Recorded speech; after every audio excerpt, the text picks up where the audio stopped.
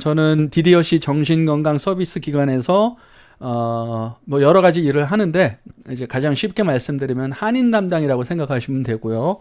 거기서 지금 일한 지 한 4년 됐습니다. 그 전에는 제가 워싱턴주 시애틀에 오랫동안 살 때가 있었는데 그때는 이제 그 주정부에서 운영하는 아시안 정신건강 서비스에서 카운슬러를 오랫동안 해왔고요.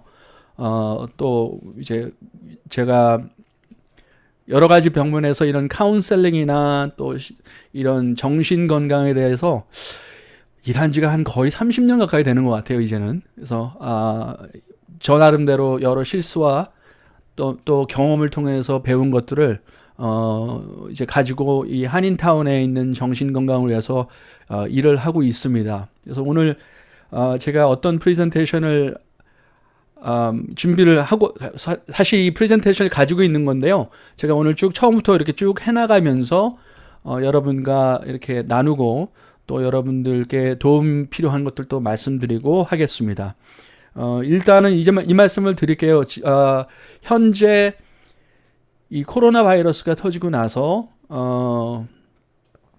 많은 일들이 벌어지고 있습니다. 겉으로 표면상에는 나타나지 않지만 이제 미국 분들을 그러니까 전체적으로 봤을 때 우울감이나 우울증이나 불안감에 대해서 호소하는 그 전화 수나 상담 수가 상당히 많이 늘어나고 있고요.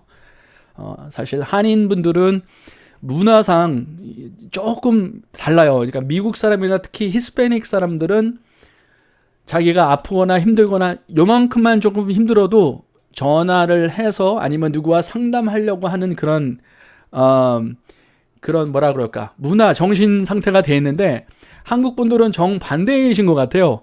이런 어려움이 터지면은 이렇게 뭐라 그러나 더 숨어 들어간다 그러나 누가 이렇게 그런 동물들이 있잖아. 이렇게 탁 만지면은 더 숨어 들어가는 그런 것처럼 우리 한국 분들은 어려운 일이 있으면 더 이렇게 숨어 들어가고 더 연락 안 하시고 이런 문화적인 배경이 있어서 그런지 몰라도 한인분들은 뭐 어떤 특별한 전화가 더 많이 늘어나거나 상담을 신청하시는 분이 많이 있지는 않아요. 그런데 제가 어떻게 하냐면 저한테 개인적으로 전화해 주시는 분들이 있어요. 사실 저는 상담을 직접 하지는 않습니다. 왜냐하면 제가 담당하는 일은 마케팅하고 그다음에 트레이닝하고 교육이기 때문에 이런 커뮤니티나 아니면 직원들한테 트레이닝을 하는 역할을 하고 사실 상담하시는 분들은 따로 있는데 아무래도 제가 이런 매스컴이나 미디어에 좀 이렇게 알려지니까 직접 전화하시기가 좀 꺼렵거나 아니면 불편해서 그런지 몰라도 저 개인적으로 전화 오시는 분들이 상당히 많이 있어요. 그러면 저는 이제 개인적으로 전화 오시는 분들한테는 우리 정신건강 서비스 자살예방센터에 전화하세요. 상담 전화 있습니다. 이렇게 연결은 해드리려고 합니다. 그러나 이분들이 저한테 전화하셔서 하소연하시는 내용들이 많이 있거든요. 그런 내용들을 보면 특별히 요즘에는 불안감, 불안증에 대해서 많이 호소하시는 분들이 계셔요. 그리고 지난번에도 잠시 언급을 했지만 가장 힘든 분들을 이야기하자면 아무래도 양로병원에 계신 고령자분들이 상당히 힘들어 하십니다. 그래서 여기 계신 뭐 목사님이나 선교사님들이나 신앙 기도의 용사님들이 계신다면은 그 양로원에 계신 그 어르신들 고령자들을 위해서 좀 기도해 주시고요. 상황이 어느 정도 인간이 많은 양로병원에서 뭐 다 그런 건 아니지만 밖에도 못 나가고 그다음에 가족 식구들 방문도 이제 금지하고 환경이 아주 최악인 그런 양로병원에서는 아예 밖에서 문을 잠근대요. 나오지 못하도록. 그리고는 이제 간호사들이나 거기 관리하는 사람들이 지나가면서 그 고령자들을 들으라고 빨리 죽었으면 좋겠다 뭐 이런 표현을 한다고 합니다. 그래서 이분들이 몰래 저한테 전화하세요. 몰래 그래도 셀폰은 돼가지고 몰래 저한테 전화하는데 이제 우시면서 내가 이거 하나님 믿는 사람인데 뭐 옛날에 장로였는데 권사였는데 그렇다고 내가 죽을 수는 없고 자살할 수는 없고 참 괴롭습니다. 하나님이 나를 데려가실 날만을 기다리고 있습니다. 라고 정말 거짓말 하나도 안 보태고 2시간, 3시간 전화하셔서 엉엉 우시는 분이 많이 계셔요. 그런 분들한테 제가 해드릴 수 있는 말이 없고 사실 해결 방법이 없습니다. 예, 그러나 저는 이런 분들을 도와드리고 해결할 수 있는 방법은 기도밖에 없다고 생각을 하거든요. 그래서 여러분들의 기도를 제가 프레젠테이션 하기 전에 먼저 부탁을 드리겠습니다. 자, 제가 준비한 거를 간단하게 일단 보여드릴게요. 자, 제가 일하는 곳이 바로 DDOC 정신건강 서비스 자살예방센터입니다. DDOC 정신건강 서비스는 약 78년의 역사를 자랑하는 정말 오래 기간 동안에 미국뿐만 아니라 전 세계적으로 알려진 기관인데요. 사실 처음에 일하기 시작할 땐 저도 잘 몰랐어요. 그런데 들어가서 보니까 여러 면에서 물론 완벽하지는 않지만 참 기관이 든든하다. 그리고 열심히 일하는 분들이다. 그리고 한 가지 놀란 것은 거의 일하시는 분들이 한국 분이라고는 몇 명밖에 안 되는데 한국 커뮤니티에 대해서 관심이 상당히 많고 어떻게 해서라도 도우려고 노력하는 그런 기관인 것 같아요. 그래서 지난 4년 동안 이제 5년째 되는데 일을 하면서 자부심을 갖고 이런 기관이 사실 냉정하게 보면은 이분들이 한인 커뮤니티를 생각할 필요가 전혀 없거든요. 자기 할 일도 많은데 그리고 이제 예산도 아주 부족한 상황에서 열심히 도우려고 하는 그런 관심이나 헌신 그런 것은 물론 기독교 기관은 아니지만 정말 제가 이렇게 지켜보면서 대단하다라는 생각이 들 정도로 아주 좋은 기관이라고 생각을 합니다. 현재 남가주 지역에 10개 부속 기관이 있고요. 그 중에서 제일 최고 기관이라고 한다면 이 자살예방센터 가장 많이 알려진 기관이 장소이고 제가 일하는 곳이기 때문에 하지만 한인타운의 그러니까 올림픽과 센트럴파크 만나는 곳, 그러니까 한인타운에서 한 20분 정도 떨어진 곳에 자리 잡고 있습니다. 지난번에도 말씀드렸지만 한국 자살률이 상당히 높다고 말씀드렸죠. 2003년도부터 한국은 글로벌 경제협력개발기구 OECD 회원국가 중에서 자살률이 제일 높은 나라로 손꼽히고 있다고 알려드렸습니다. 그래서 이제 자살이 많다 보니까 불명예스러운 별명들도 있죠. 자살공화국이라는 별명도 있고요. 그래서 지난번에 제가 보여드렸던 자료지만 아까 말씀드린 것처럼 지난 2003년부터 OECD 회원국가 중 한국이 자살률이 제일 1위였습니다. 물론 2018년도에 지금 보시는 것처럼 리투아니아라는 나라가 OECD 회원으로 가입함으로써 한국은 근소한 차로 2위로 밀려났지만 다시 2019년도에 1위를 차지했습니다. 그래서 2020년도 통계는 아직 나오진 않았지만 제 생각에는 아무래도 계속해서 한국이 자살률로 따지면은 OECD 국가 중에서 가장 높은 나라가 되지 않을까 이렇게 추측해 봅니다. 그런데 이제 여기서 중요한 것은 OECD 회원국가 중에서 경제 발전과 함께 자살률도 증가되는 나라는 유일하게 한국뿐이라는 거죠. 그러니까 경제가 발전되면서 다른 나라들은 자살률이 어느 정도 하락이 되고 있는 상황인데 우리나라만 경제 발전을 하면서 자살률도 함께 증가되고 있는 나라라는 거죠. 그리고 이건 지난번에 말씀드렸기 때문에 간단하게만 보여드릴게요. YTN 보고에 따르면 2015년도에 한국에서 자살로 사망한 숫자가 하루에 44명. 하루에 44명이라고 하면 이 미국 LA 한인타운의 보통 교회 중간 정도 되는 교회 사이즈거든요. 그러니까 하루에 교회 하나씩 자살로 없어진다고 생각하시면 되고요. 그만큼 좀 충격적인 통계인데요. 그리고 지난 2013년부터 2017년까지 그러니까 4년 동안 한국 자살수가 총 7만 명이 넘는다는 그런 공식 통계도 나와 있습니다. 화면을 통해서 보시는 것처럼 OECD 통계 자료에 따르면 물론 30대, 40대의 자살률도 한국이 가장 높지만 특히 60대 이상 고령자 자살률은 다른 나라보다 3배나 높다고 볼 수 있죠. 한국 고령자들의 자살은 정말 심각한 상황인데요. 한국에 거주하는 65세 이상 고령자들이 경험하는 어려움이 무엇이 있을까요? 여러분이 짐작하시겠지만 첫째는 건강 문제, 경제적인 어려움, 세 번째 외로움으로 저희가 볼 수 있겠죠. 미국 이민자들도 비슷한 경험을 하고 있지만 순위에서 외로움이 조금 앞선 그런 통계가 있습니다. 이런 어려움은 고령자가 자살을 생각하는 이유와 직접적인 관계가 있다는 거죠. 다시 말씀드려서 자살을 하는 이유가 건강 문제일 수도 있고 경제적인 어려움일 수도 있고 특히 미국에서는 외로움 때문에 고령자들이 자살하는 수가 많이 있다는 거죠. 이런 여러 자료를 보면서 놀라운 경제 성장에도 불구하고 한국은 행복한 나라가 아니다라는 점을 짐작해 볼 수 있는데요. 그럼 통계적으로 한국 행복 지수가 어느 정도 될까요? 2019년 통계에 따르면 OECD 34개국 중에서 한국 행복 지수 순위는 32위입니다. 거의 꼴찌라고 보시면 되죠. 이런 순위가 있습니다. 그래서 경제 발전은 됐지만 한국은 행복한 나라가 아닌 것은 확실하다. 이렇게 좀 생각해 볼 수 있는데요. 그런데 이런 추세는 미국 한인사회에서도 연장이 됩니다. 미국의 CDC, 그러니까 미국 보건국 질병통제센터 통계 자료에 따르면 100명이란 사망수를 놓고 봤을 때 미국에 거주하는 백인, 흑인, 히스패닉을 포함한 모든 인종 중에서 한인 자살률이 가장 높다고 말씀드렸죠. 그리고 캘리포니아도 마찬가지입니다. 100명이란 사망수를 놓고 봤을 때 캘리포니아에 거주하는 모든 인종 중에서 한인 자살률이 가장 높습니다. 그런데 저는 개인적으로 우리가 앞에서 화면에서 보는 이런 통계수보다도 현실은 더 안 좋은 상황이라고 봅니다. 지난번에 잠시 언급을 했지만 요즘은 자살하는 방법도 다양해져서 자살하지 않은 것처럼 보일 때가 있습니다. 이게 이제 유튜브에 나가는 거기 때문에 제가 그게 자살 방법이 무엇인지는 구체적으로 제가 설명을 드리진 않겠고요. 이제 끝나고 나서 이제 Q&A 질문하실 때 그때 좀 잠시 언급하기로 하겠습니다.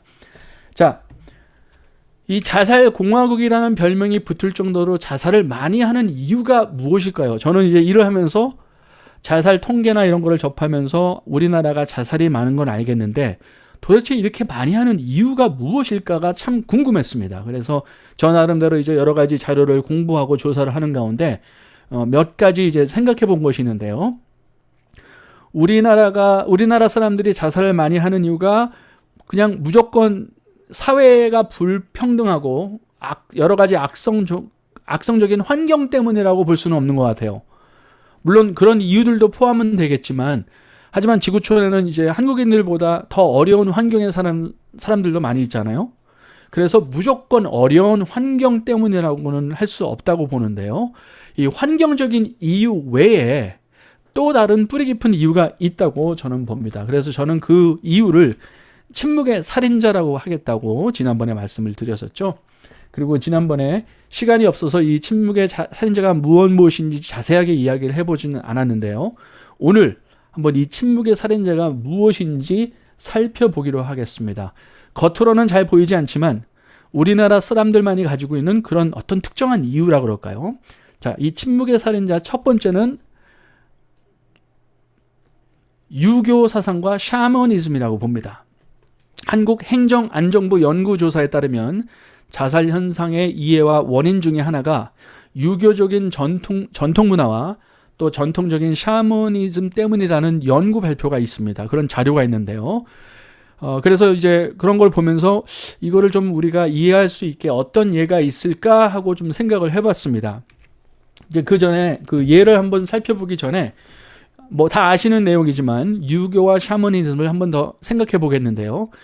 역사적으로 유교와 샤머니즘은 한국 민족 정신, 민족 정신이라고 한다면 생활 풍습, 신앙, 사고, 철학, 행동 이런 것들을 이야기하고 있겠죠.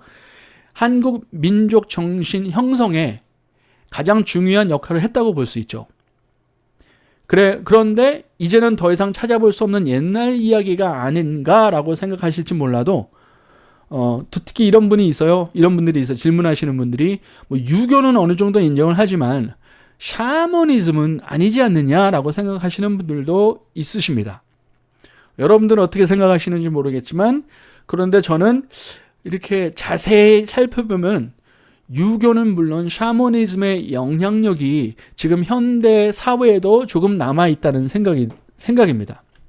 간단한 예를 들자면 샤머니즘의 영향력으로 우리 민족은 예로부터 호랑이를 하나의 평범한 짐승으로 생각한 것이 아니라 신격화했죠.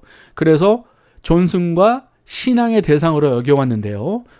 물론 현대사회에서 호랑이나 곰을 신격화하지는 않습니다.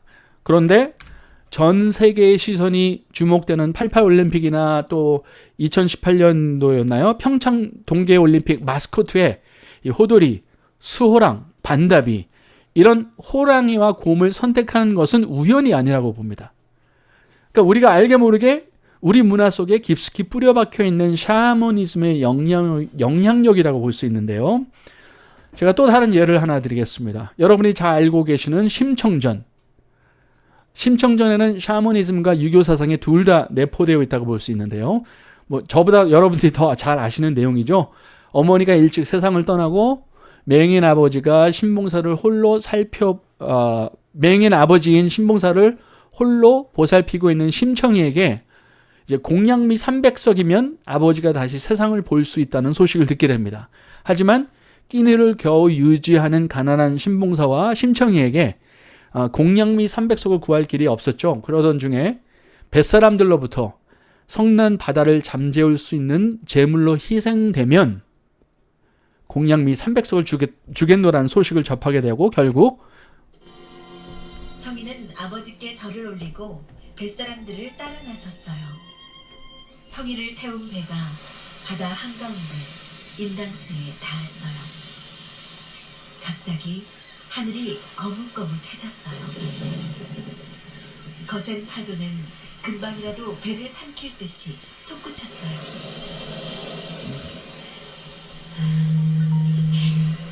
아버지, 부디 눈을 뜨시어 좋은 세상 보시고 오래오래 사세요.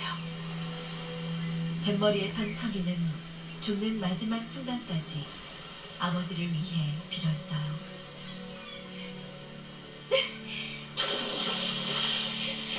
가녀린 청이는 훌쩍 바닷속으로 몸을 던졌어요. 청이를 삼킨 바다는 아무 일 없었다는 듯 고요해졌어요. 자, 그 다음 거는 이제 제가 미국 분들을 위해서 중요한 보여드리려고 심층전을 했는데 미국 분들은 이 스토리를 들으면요 다 입이 쫙 벌려져요. 그리고 와 이런 게 있었구나 한국 문화 뒤에는. 자, 아시다시피 심청이는 인당수에 뛰어들어서 아버지를 위해 자기 자신을 희생을 합니다. 한국 사람이라면 어릴 적부터 반복적으로 듣고 자란 그런 아름다운 옛날 이야기죠. 이러한 옛날 이야기가 자살과 무슨 상관이 있느냐라고 질문하신다면 우리가 심청전을 아름다운 옛날 이야기 말고 좀 다른 측면에서 한번 볼게요. 현실적인 측면에서 생각해 본다면 어려운 환경에 시달린 심청이는 아마 심한 우울증에 시달리고 그럴 가능성이 있죠. 그리고 아버지 신봉사의 눈을 뜨게 해주려는 의도도 강했지만 한편으로는 그 힘든 자신의 삶을 마치려는 동기도 있을 법하다는 생각이 듭니다. 그죠? 어쨌든 이유가 어찌되었든 심청이가 스스로 목숨을 끊었다는 점은 확실합니다. 그런데 여기서 제가 드리고 싶은 중요한 포인트는 뭐냐 하면 바로 이거죠. 샤머니즘의 뿌리를 둔 이런 이야기를 어릴 적부터 자라난 한국인들에게는 가족이나 정당한 이유로 희생하는 것, 심지어 스스로 목숨을 끊는 것까지 아름답게 생각하는 사고방식이 자리 잡고 있다는 거죠. 그 여인의 순결을 지키기 위해 은장도로 자결하는 것을 미화시킨다라는 그런 문화가 바로 우리 한국 문화라는 거죠. 그래서 이런 사상이 뿌리 깊게 박혀있는 우리나라 사람들에게는 희생 또는 죽음이라는 단어가 다른 나라 사람들보다 더 쉽게, 더 빨리 찾아오게 됩니다. 자, 그래서 이런 사상이 있다 보니까 어떤 마음이 드느냐, 특히 고령자들에게 이런 생각을 줘요. 식구들에게 내가 짐이 될 바에 뭐 옛날에는 뭐 사장 뭐 이렇게 회장 큰 소리 했던 분들이 나이가 들면서 자꾸 식구들 눈치 보게 되고 이렇게 생각하시다가 이렇게 식구들에게 짐이 될 바에 차라리 내가 목숨을 끊는 것이 가족을 위하는 일이라는 생각을 갖게 만듭니다. 자, 제가 이런 말씀을 드리면 주로 세미나에 찾아오신 분들이 다 그래서 에이 설마 뭐 이렇게 하세요. 고개를 살레살레 지으시면서 그게 옛날 생각이죠? 라고 말씀하시는 분이 상당히 많아요. 그런데 저는 상담 전화를 많이 받고 또 이런 것 때문에 만나는 분들이 많이 있잖아요. 고령자들의 거짓말 진짜 하나도 안 하고 10명을 만나면 10명 다 이런 표현을 하세요. 그래서 선생님 제일 힘드신 게 뭐예요? 요즘 가족들에게 짐이 되는 것 같아서. 물론 그것 때문에 자산다는 표현은 안 하시지만 대부분의 고령자들은 며느리 아니면 자식들에게 눈치가 보이고 짐이 되는 것 같아서 너무 괴로워요 라는 표현을 진짜 10명이면 10명 서로 짜고 말씀하시는 것처럼 거의 동일하게 표현하시는 분들이 많이 있다는 겁니다. 그래서 우리 한국 사람들에게는 이런 문화적인 유교와 샤머니즘의 바탕을 둔 문화적인 영향이 많다고 볼 수 있는 거죠. 미국 사람들은 아니면 또 다른 나라 사람들은 이런 생각, 그런 표현하는 분들이 거의 없어요. 그런 거 보면은 한국 사람들이 가지고 있는 그런 어떤 특정한 그런 문화적인 배경인 것 같습니다. 자, 두 번째 그 침묵의 살인자라고 보는 건데요. 부모들의 지나친 교육열. 부모가 왜 그렇게 지나친 교육열을 가져야만 해야 됐을까라는 생각과 함께 꼭 자잘못을 가려야 한다면 저는 부모님들에게 자잘못을 하는 것이 아니라 오히려 사회의 책임이다. 잘못된 사고방식을 바로잡지 않은 정치인, 문화인, 교육인, 종교인들의 잘못이라고 봅니다. 자, 그게 무슨 말인가 하면은 한국 사회는 다르면 잘못된 것으로 몰아가는 영향이 큽니다. 그래서 제가 지난번에도 말씀드렸지만 제가 머리 스타일이 좀 달라요. 이제 다른 전형적인 한국 분들에 비하면. 그래서 이 머리 스타일 하나 좀 다르다는 이유로 옛날에는 많이 여러 소리를 많이 들었죠. 너 양아치냐, 왜 그러냐, 이런 식으로. 그러니까 머리 스타일이 좀 다르면 다른 게 아니라 잘못된 거예요. 이렇게 생각하는 사고방식이 너무 많아요. 그래서 옷을 다르게 입으면 불량하러 몰아가고 그런 식으로 생각하는 한국 문화이다 보니까 한국의 현실은 좋은 대학을 나오지 못하면 좋은 직장을 잡기가 불가능한 현실이고, 그리고 이런 생각이 드는 거죠. 너는 왜 남들처럼 대학을 다 가지 못하느냐? 남들이 가는 대학을 왜 너는 못 가냐? 이런 식으로 아예 인생 낙오자로 몰아붙이는 사고방식이 우리나라 사람들에게는 어느 정도 있다는 거죠. 그래서 명문대 아니면 뭐 할래? 라는 그런 표현이나 명문대 가는 것이 인생의 목표가 되어야 하며 그 길만이 성공의 길이라고 생각을 합니다. 그런 압박감을 갖고 자라나면서 부모들로부터 명문대를 가야 행복해질 수 있다는 성공 강박에 시달립니다.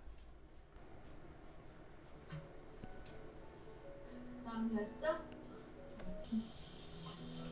고생했네. 엄마, 나 이번 시험 합격하면 하고 싶은 거 해도 돼? 당연하지 우리 딸. 붙기만 하면 너 하고 싶은 거 다 해도 돼. 공부해야지.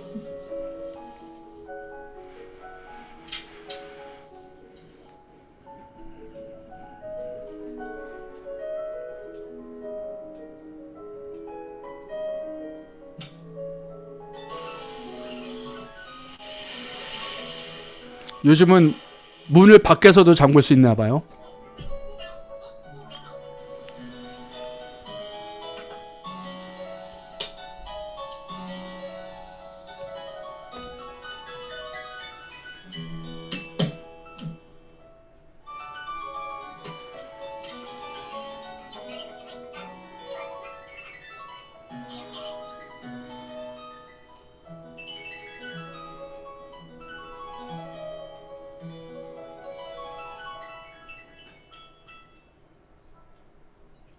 우리 딸 그동안 너무 고생 많았어. 많이 먹어? 응. 이것도 먹고. 나 이제 배불러. 엄마, 나 이제 하고 싶은 거 해도 돼? 그럼 이제 너 하고 싶은 거 마음대로 다 해. 진짜? 고마워. 어디가?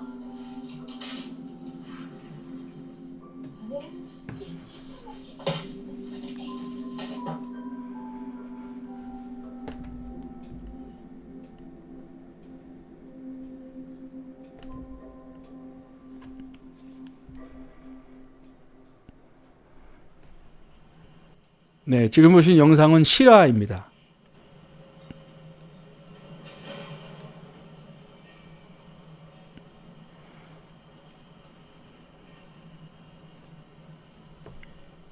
저는 이제 대학생 캠퍼스에서 오랫동안 이제 젊은이들과 일을 한 적이 있는데요. 우리 한인 부모님들이 잘 아실런지 모르겠지만 이 미국에 거주하는 한인 대학생들의 심한 우울증으로 시달리고 있습니다. 그리고 그 우울증으로 시달리는 대학생들이 상당히 많아요. 그 이유가 무엇일까 이제 좀 오랫동안 고민하고 대화하면서 제가 나름대로 느낀 것이 바로 이겁니다. 우리 한국 자녀들은 어릴 때부터 그 좋은 대학 가야지라고 이제 나도 모르게 브레인와시라고 그러죠. 그렇게 주입식으로 이야기를 듣다 보니까 또 우리 자녀들이 한인 자녀들이 착해요. 그래서 나름대로 엄마 말, 아빠 말 들으려고 열심히 공부해서 어렸을 때부터 준비해오던 아이비리그에 이제 입학을 하게 됩니다. 그래도 머리도 똑똑하고 공부 잘해서 좋은 대학에 입학을 합니다. 그런데 입학 후에도 이제 나름대로 이렇게 생각하는 거죠. 어릴 때부터 내가 좋은 대학 가고 아이비리그 대학을 입학하면 정말 행복해질 것이다. 그런 생각을 하고 열심히 공부해서 아이비리그에 입학을 했는데 현실은 물론 엄마 좋아하고 아빠는 좋아하지만 자기가 느끼는 감정은 현실은 하나도 행복한 게 없는 거예요. 왜냐하면 대학교 가면은 뭐 고등학교 때까지만 해도 1, 2, 3등에 들었던 아이들이 대학교 가면은 다 1, 2, 3등입니다. 그래서 실력이 먼저 딸릴 때가 있고요. 두 번째로는 인종차별도 좀 느끼게 되고 고등학교 때까지만 해도 뭐 동양인 별로 심하지 않은데 대학교에 가면은 한인들끼리 백인들끼리 이렇게 따로따로 나눠지는 모습을 보면서 인종차별도 느끼게 되고 그러면서 마음속이 불안해지고 공부도 잘 안 되고 또 이러면서 전문 과목도 자꾸 바꾸게 되고 이런 고민과 고통에 시달리면서 우울증이 점점점 커집니다. 그리고 우리 자녀들에게는 뭐라 그럴까 결정장애가 있어요. 이렇게 같이 생활해 보니까. 왜냐하면 어릴 적부터 엄마가 다 결정을 해주고 나니까 전문 과목 선택하는데도 다른 나라 사람들에 비해서 더 깊은 고민에 빠지더라고요. 이거 내가 해도 되나? 그리고 자기가 결정하면 그걸 꼭 엄마나 아빠한테 얘기를 해줘야 합니다. 그리고 이야기를 하면 또 엄마하고 아빠가 왜 그거를 해야 되니? 라고 이렇게 또 나름대로 말 다툼이 또 되는 그런 가정들도 있고요. 꼭 그거 해야 되겠니? 꼭 그거 전공해야 되겠니? 너 그거 공부해서 뭐 먹고 살래? 뭐 이런 표현들이 이제 오고 가다 보니까 결정을 자기가 해놓고서도 불안해하는, 그래서 한인 자녀들이 전공을 계속 바꾸는 그런 모습들도 가끔 보이는데요. 어쨌든 이런 모습도 있고요. 또 한 가지 우리 한인 자녀들과 오랫동안 생활하면서 느낀 것은 비닐하우스에서만 자란 그런 아이들이라, 그러니까 부모들의 보호나 또 이런 거 뭐 교회 보호나 이런 것만 받고 자란 아이들이다 보니까 캠퍼스 라이프에 수많은 유혹에 빠지기가 너무 쉽습니다. 사실 이 말씀 드리면은 부모님들이 화를 내시는 분들도 있는데 우리 부모님들이 생각하는 캠퍼스의 모습은 아닌 것 같아요. 사실 유혹에 빠지기가 너무너무 쉽습니다. 그래서 우리 자녀들이 부모가 원하는 그런 겉으로 나타나는 모습들은 잘 보여줘요. 그러나 나름대로 내적으로 죄책감과 갈등에서 시작된 우울감, 그리고 그게 심한 우울증으로 전개돼서 자살 생각까지 가는 그런 자녀들 많이 봤습니다. 그래서 실제적인 그 예를 드리자면 제가 지난번에도 잠시 언급을 했지만 저한테 요즘 전화를 많이 걸어오시는 분들 중에서 이제 자녀들 때문에, 그런데 부모들 전화 주시는 분들이 70대, 80대 되신 나이 드신 분들이에요. 그러니까 이 자녀들 고민인데 자녀들은 뭐 30대, 40대 이렇게 된 거죠. 성인이에요. 그런데 이분들의 이야기를 들어보면 대학교 다닐 때부터 너무 괴로워해서 마약하고 술 마시고 게임 중독에 알코올 중독에 그게 20년 동안 끌고 오신 거예요. 그래서 이제는 어찌할 바를 직장도 못 나가고 나이 든 고령자 부모님들과 있으면서 마찰 생기고 이런 갈등이 한인 사회에 너무 많이 있습니다. 이것이 진짜 우리 한인 사회에 나타나고 있는 현실인데요.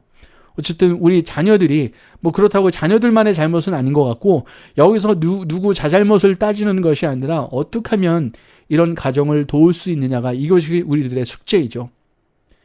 사실 미국 대학생들 사이에서도 두 번째로 높은 사망 원인이 바로 자살입니다. 미국 대학생들 사이에서도요. 그런데 그만큼 이제 대학 캠퍼스 라이프의 그 젊은이들이 나름대로 아파하고 있다는 건데요. 문제는 아까 처음에도 말씀드렸지만 백인들이나 다른 민족들은 이런 심리적인 아픔이 있으면 상담을 받기를 원하고 도움을 받기를 원하고 자기가 알아서 어느 정도 해결해 나가는데 한국 사람들을 포함한 이 아시안계 대학생들은 자살 시도가 1.6배 더 높은 것은 둘째치고 그 우울증을 치료하는 것을 회피합니다. 왜냐하면 부모님들이 알면은 창피하니까. 그래서 아시안계 한국인들도 마찬가지고요. 캠퍼스에 그런 프로그램이 많이 있지만 절대로 우울증을 치료하거나 인정하지도 않은 그런 사람들도 있고요. 그런 아이들도 있고 치료하는 것을 회피합니다. 자, 그래서 이 자녀 어릴 때부터 높은 교육률 때문에 시달리는 그 아픔과 후유증으로 볼 수 있는데요. 또 한 가지 세 번째 침묵살인자라고 볼 수 있는 것이 체면 문화입니다. 체면 문화에서 오는 높은 expectation, 기대감. 아까도 말씀드린 것처럼 명문대 가서 행복해지고 성공해야 한다는 그런 성공 강박감은 성인이 되어서도 계속 우리를 시달리게 하죠. 그래서 우리들이 잘하는 말, 화이팅! 이 말 잘하잖아요. 사실 저도 이거 많이 사용하는데 이 자주 사용하는 표현 화이팅 이 말이 가만히 생각해 보면 조금 무서운 말이에요. 왜냐하면 그 뒤에 나름대로 숨겨져 있는 잠재적인 뜻은 뭐냐면 성공해라, 대박나라, 열심히 해서 1등 해라 뭐 이런 뜻이잖아요. 그런데 현실은 1등은 한 명밖에 없다는 거죠. 최선을 다했지만 실패했을 때가 문제입니다. 그럴 때 나를 위해 많은 희생을 한 어머니, 아버지, 아내, 남편 이런 생각을 하면서 가족 식구들을 어떻게 보지라는 생각이 들게 됩니다. 그래 한국 문화는 모든 일에 화이팅해서 1등 해야지 체면이 서는 체면 문화입니다. 실제적인 예로 어느 자녀가 있었는데 그 아주 아이비리그 대학을 가기 위해서 열심히 공부한 고등학교 3학년이에요. 그런데 전교에서 3등 했다고 엄마 아빠한테 혼났어. 그라운드를 당했어요. 그래서 밖에도 못 나가고. 근데 그런 한국 아이 자녀인데 3등 전교에서 3등 했다고 1등 하지 못했다고 혼났습니다. 그 이야기를 안 미국 친구들이 도대체 한국은 어떤 나라이길래, 왜냐하면 자기는 이런데 미국 애가 하는 말이 자기는 전교에서 3등 하면 집안에서 잔치를 풀어준대요. 그리고 뭐 내일 학교 안 가도 돼. 뭐 농담식으로 이렇게까지 표현을 하는데 한국 자녀들은 왜 이래야 되는지 막 그러면서 대화를 하고 포스팅 올리고 뭐 이런 일들이 기억이 납니다. 자, 그래서 현실은 실패가 실패를 낳는 경우가 자주 있는데요. 1등하지 못하고 성공하지 못했을 때, 특별히 반복되는 실패에서 빠져나오지 못할 때 우리는 죽고 싶다라는 생각이 다른 어느 인종들보다 더 빨리, 더 쉽게 찾아온다는 이야기죠. 그래서 지금까지 저희가 침묵의 살인자를 알아봤는데요. 우리가 이렇게 프레젠테이션을 봤을 때는 글쎄 지금도 저렇게 생각하는 사람들 있나? 라고 생각하실지 모르겠지만 상담을 해보면, 그리고 자살한 사람들의 그 가족이나 주위 분들의 이야기를 해보면 이 세 가지 것들이 많이 걸려요.